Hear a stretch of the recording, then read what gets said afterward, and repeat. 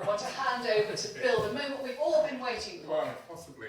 Okay, so this contains a very long tapestry.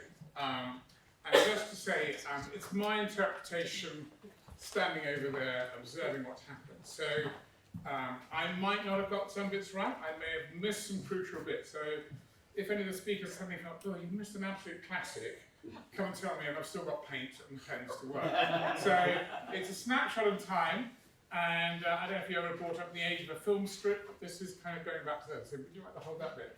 Can I just check in here in the corner? Otherwise, you can try. So I tried to capture most of the day. I blended some of the themes so they hopefully have some logic to it. Okay.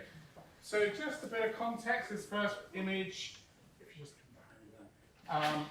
It's really just, I think, Odin sort of set the scene about the sort of conflict that's not just Gaza, but it's a global thing that we're facing that challenge. And so we're trying to find hope in this fraught, messy world of ours in that process. Bender talked about the sort of, if you like, the factory of anxiety that our world sometimes generates. And so there's a whole process of fear that we're often living with. And we mentioned several times about the genocides are often driven and politics of fear around that. This is a piece actually I've had the privilege of listening to Odin on one of his brilliant podcasts, and he had this very interesting discussion around competitive victimhood, and he referred to it just recently towards the end. So this whole thing, you can't acknowledge another suffering or you'll lose the competitive victimhood race, that advantage. So trying to capture that, which is true of many contexts. Right, I think we're going to need some structural support. So if somebody would like to go in between my friend Cameron and there, this is going to be a participatory thing. So you may just have to respond. Right, so then there were some great discussions around things about the burden of hope and the struggle of this and how it weighs us down, and also the anguish, this sort of sense of being locked into a pit which you can't come out of, and hope is a distant thing there.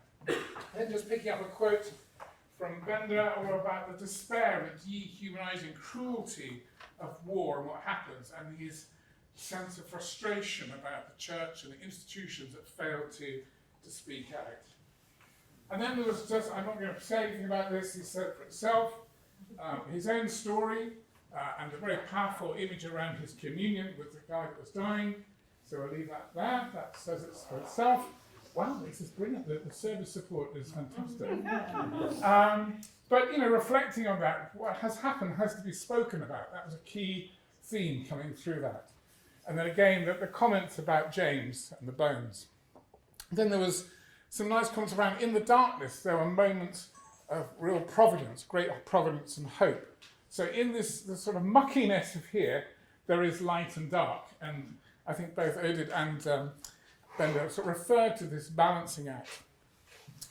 But then they were sort of trying to think about moving on, and there was something about stepping stones and going back and recognising the history and life before the situation in Rwanda or wherever back in history. And so stepping stones become an important part of that process of recognising the issue and sort of self-ownership and affirming your identity in order to move forward to find hope. And Odin gave us a fantastic session on defining hope. Great, this is good. Most of the audience will be here now, actually. And so he talked about the desire and the expectation of fulfillment shining through the darkness, and his point about you can't live without hope. And then a magnificent graph, which I've simplified, and we did a lot around wishes and expectations and the issue of despair, and I've forgotten the other one, despair, what was down? Fear, that's it, thank you. That's a participatory session. Sorry about that, I worked on it. And then there was something about our hope not being based on our expectations, but the unshakable wishes and dreams for change. And then he gave a wonderful metaphor of the leg that's too fat and big. It's the expectation leg as opposed to the wishes leg. So sometimes we have too much on that leg.